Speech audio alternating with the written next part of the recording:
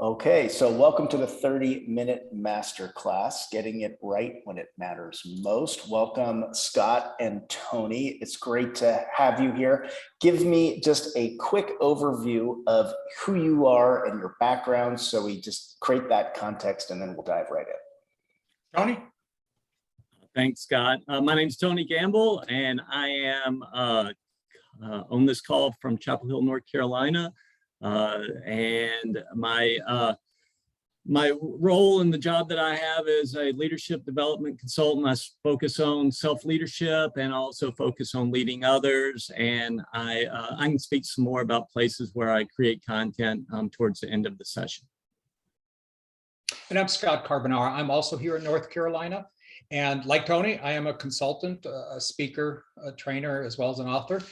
And my background really comes from good old-fashioned OD, organizational development and leadership development, where I've worked across the globe with mid-sized to humongous companies. I'm thrilled to be here. Great, thanks. Welcome, Scott and Tony. So tell me a little bit about the book and why you wrote it and kind of what the kind of frame is around these big ideas that we're going to get into. Sure. Oh, I'll start with that, Soren. I think there are two catalysts that really fueled this book. One, as we mentioned, Tony and I have spent decades working with thousands of leaders across the globe. And what we found is that successful leaders, they didn't necessarily go to better schools, have a better education, or even better parents. What successful leaders did, though, do differently is they found a way to navigate through their moments that matter. And in this book, we define moments that matter with three different pieces. One, they're important for our success. Two, they're complex. And what that really means in this day and age is there is no YouTube video to figure out how to unravel the complexity. And three, we can't be the Lone Ranger. They're relational. We have to rely on someone else in order to be successful. The second catalyst was really Tony, came from Tony's inspiration. And looking at all the different multiple disciplines that are geared to help leaders move forward and get things right. They range from neuroscience to theology to emotional intelligence, learning agility, et cetera. But there was no single resource that cut across all those disciplines and created some best practices around what we believe is a very simple, straightforward cycle that starts with self, moves on to outlook, into action, and then reflection. And obviously there's an acronym, we call that the SOAR process because it's ongoing. Tony, would you add anything to that? I think you did a great job, Scott. Thanks. Great, thanks. Great overview. So as you all can see, we are in your interactive book app that we have developed as part of our work with Business Expert Press, your publisher, and Praxis. And I'm just going to jump to the first big idea. And the concept of this big idea is that you're really looking at that SOAR model. And I like, kind of the frame here. The model takes the fewest, most important knowledge and skills from each of these, concepts and places them in kind of this person-centric, practical, replicable, research-backed roadmap, because we all want to know, that what we're doing is kind of research-backed. Give me a sense of kind of what this big idea is all about and how to kind of wrap our arms around it. Sure. Well, let me just speak to self. That really is where it all begins. I worked for an organization that had an on-site Brown psychologist whenever an executive was promoted into those ranks. And the two evaluations that were the most common was an IQ test and a personality test. The best leaders, they know a lot about themselves. And that means, I'm different than you, Soren, or than Tony, or anyone else listening. We all have a one-of-a-kind set of histories, experiences, personalities, strengths, weaknesses, and other physical traits, obviously. But what the best leaders do is they know what's most important to move them forward in their moments that matter. And I think self, just to kind of give you an idea of what that looks like. We are all always going to be a little Dr. Jekyll and Mr. Hyde. when my best self, that's the one I want talked about at my eulogy, about how kind and compassionate and charming and sensitive I was. When my best self is online and I'm driving, I can see that the lane is closing next to me. There's a car racing up to try to cut off traffic and get inside. When my best self shows up, I'm like, oh, come on, get in, I'll wave them in and just have no problem with it. And I'll go on with my day and be happy. But there are times when my worst self will show up, and my worst self also uses my hand, but I don't use all 5 fingers, just one. And I'm a little less charitable in how I view things. And what we know about successful leaders is this, especially in their moments that matter, where they know, hey, I have to get this right because this is critical to me. What they know how to do is to practice some of the simple teachings that we'll go into that bring out the best self instead of triggering their worst self to show up. Tony, anything you want to add there? I think you did a great job with self. That is great. Love those little metaphors in there as well. So let's dig into kind of how this all works. So big idea number 2 is this whole concept of, in your SOAR model, outlook. Tell us a little bit about how you control and choose your outlook. Yeah, no, so when we think about self in this SOAR model, it tends to be in a vacuum. What do we prefer? What are our habits? What are our values? And as soon as you engage with an important, complex, and relational situation, a lot happens. And a couple of things that we really focus on about how to choose your best outlook that enables your best self is, first and foremost, is understanding the biases that we bring to all of these moments that matter. And really understanding what are the universal biases and how does that distort my lens? The second is, as soon as we run into these important, complex, and relational situations, it triggers our emotions. And our emotions really start to impact, again, how we view a situation.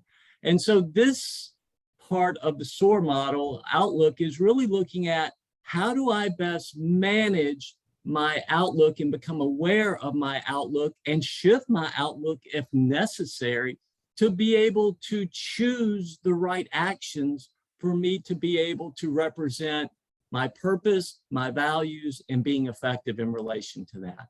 And when we think about that, 2 of the sort of practical tools around that come out, and we've got a lot. That's what I love about this book, is there's so much practical application. But 2 of them that sort of came to mind is, one is around, how do you pause before action? Once you've started you're in a situation, you feel like you may have an opportunity to lose some autonomy or have a loss, or it's going to be complex and you're worried.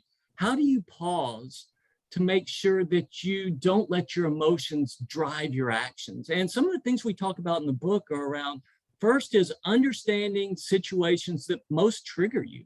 For me, one of the situations that most trigger me is when people are telling me what to do and people are being directive and autocratic to me. I know that I don't respond well to that and I want to react, but reactions never bring my best self. And so the first is understanding situations. The second thing that can really enable us to take that pause to get our equilibrium is understanding.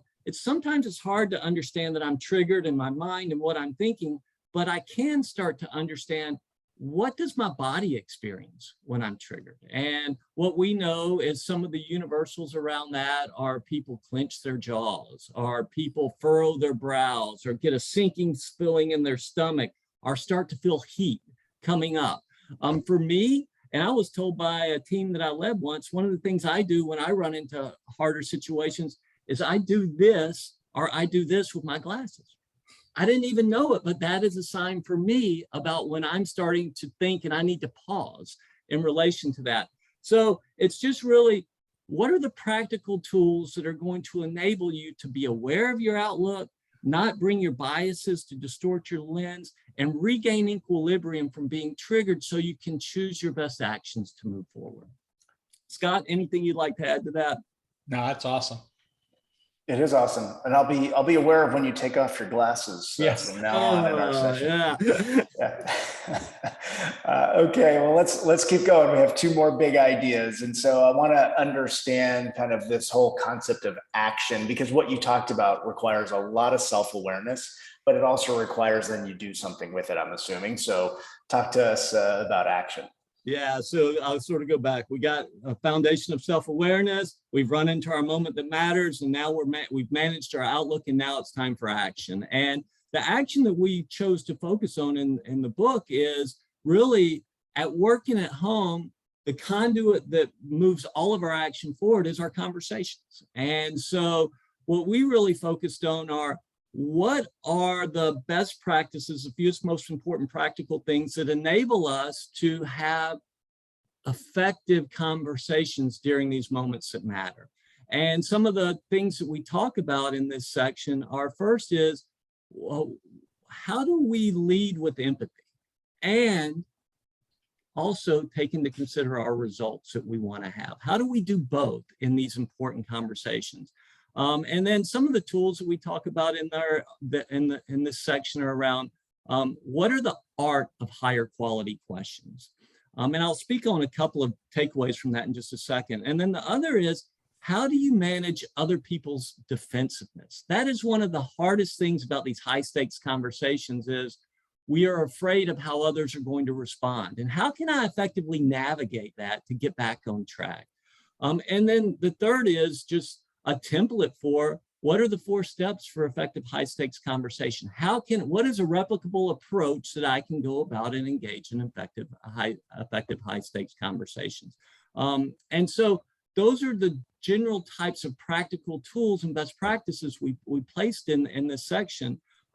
What I really like about this section, I like it all because we wrote it, but what I would sort of take away of practical tools for this is really how to ask higher quality questions. And 2 real quick points on that is, one emphasis we put about is, how do you ask learning questions versus judgment questions? So many of our questions are around, why didn't you do it this way? Or are you going to do this? Or how come you're doing it this way?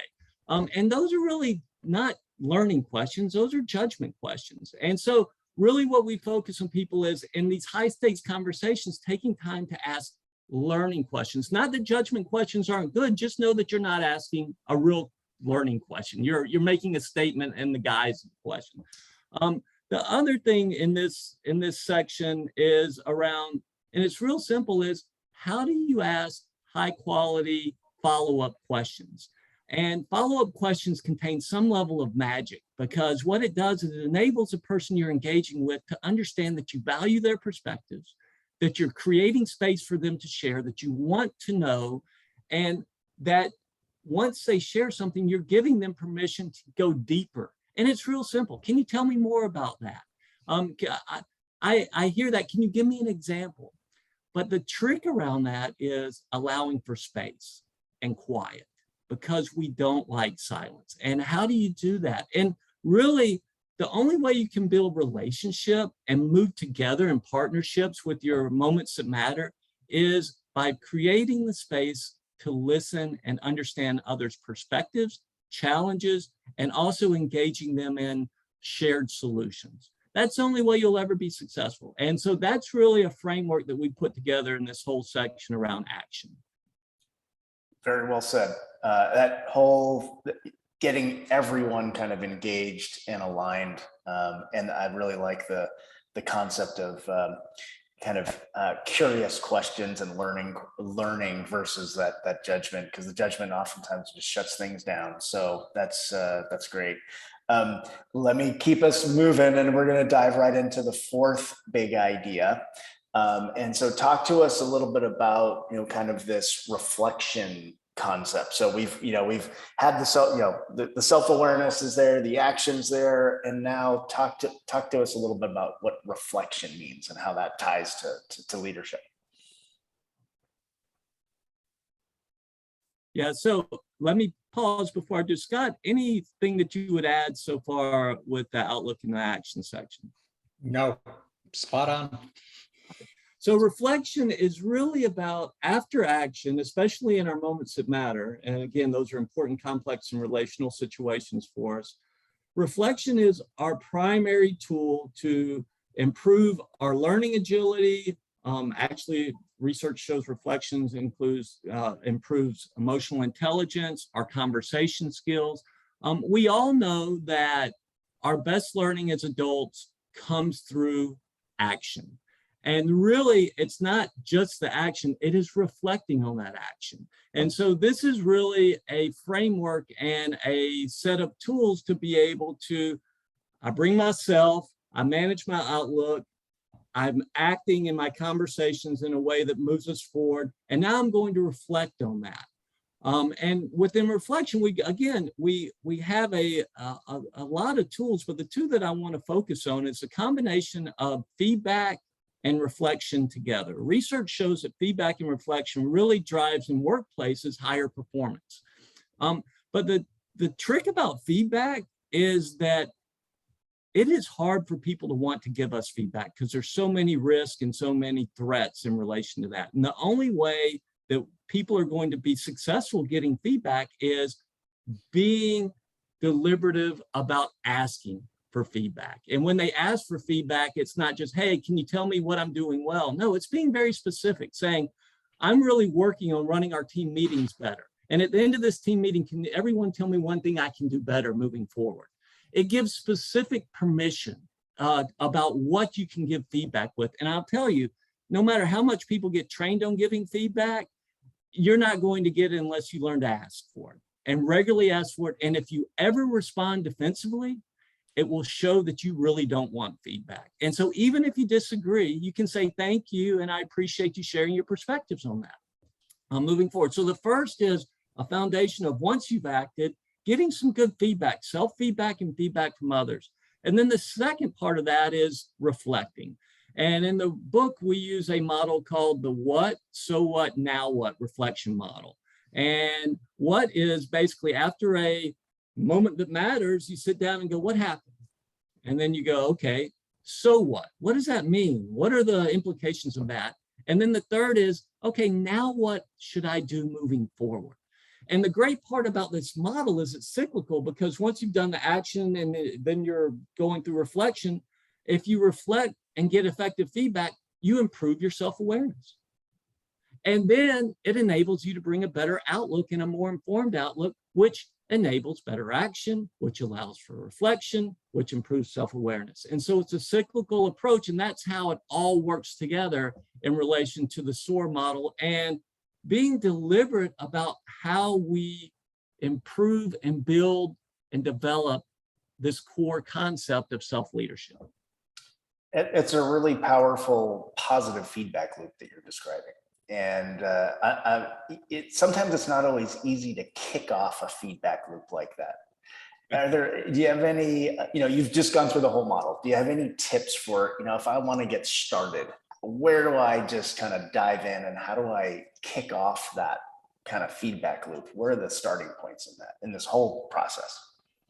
I'll take that one. I'll speak to it on two levels. One, more generally, I'm Italian, so I'm a specialist when it comes to a few things, raising my voice and food.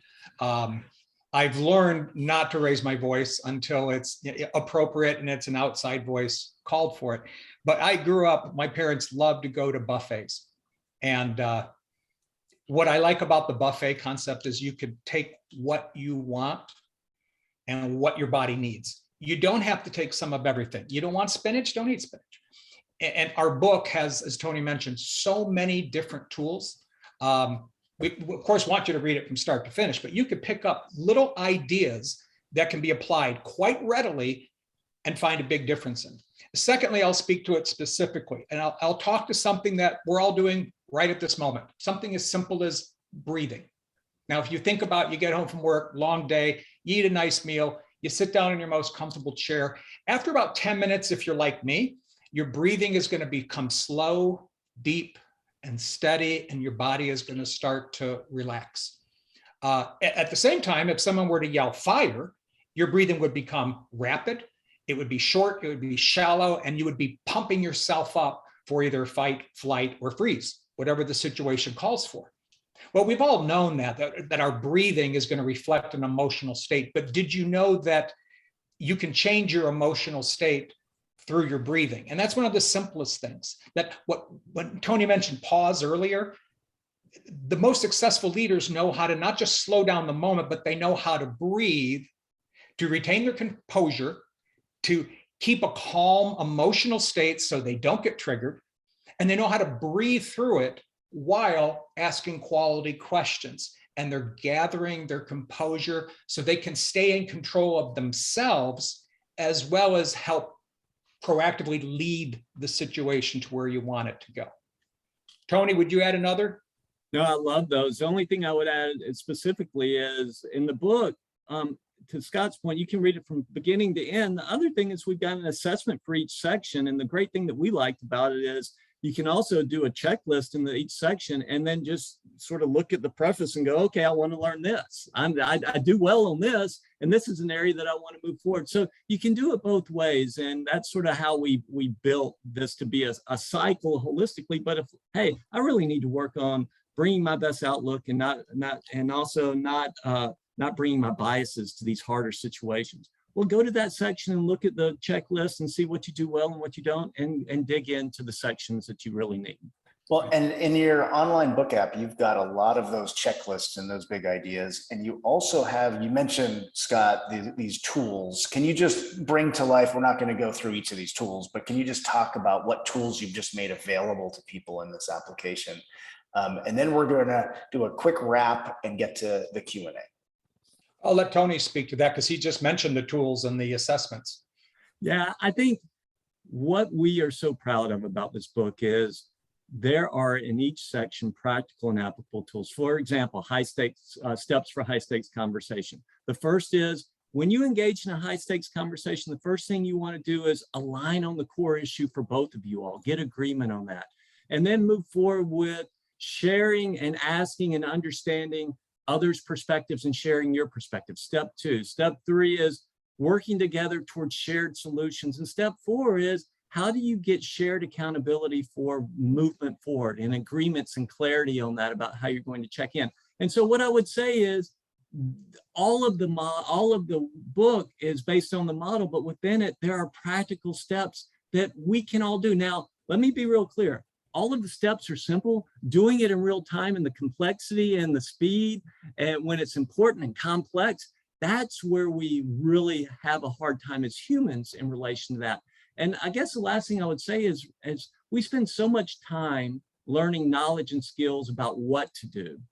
But relatively in speaking, organizations, people, and universities and schools don't spend as much time and rigor on how do I develop me? How do I develop my best self? And that's sort of where this is. And we feel like a lot of times the emphasis is on the wrong syllable. It's all about these things that you can get on YouTube these days, right? You can get almost every piece of knowledge and skills around technical on YouTube. But what we bring is ourselves to every situation. And that's the key differentiator. And we really wanted to create a simplistic, human-centric model that's not based on all of the topics around emotional intelligence, learning agility, self-awareness, empathy, inclusion. There's reams and reams, mindfulness, there's reams and reams around that. And it would take forever to become an expert on all of those things. And so what we wanted to do is put together a simple, practical model that enables people to really get their arms around how do I improve self. Great. Very, very well said and very comprehensive, yet practical at the same time. Where can people get more information about what you're doing and your overall work? Well, you can find me on LinkedIn, Scott Carbonara, LinkedIn. You can check out my website. I'm the CEO of Stewardess Communication. You can find me at www.leadtoengage.com. I have videos, blogs, and you can learn more about my platform. And for me, you can follow me on LinkedIn. I create a fair amount of content on LinkedIn. I also am a regular contributor to Forbes Leadership and Forbes Leadership Strategy, and you can follow me on there. Also, I have my consulting organization is Clearview Leadership, And the other thing is we have a landing site or a website for our book as well. It's gettingitRightBook.net, and you can read the first chapter and download it for free on there. And so I'd encourage people, if they are interested or something's intrigued them, to go there and check out the first chapter there. Great. Well, Tony, Scott, thanks for your time. This was an excellent session. Again, thank you for having us.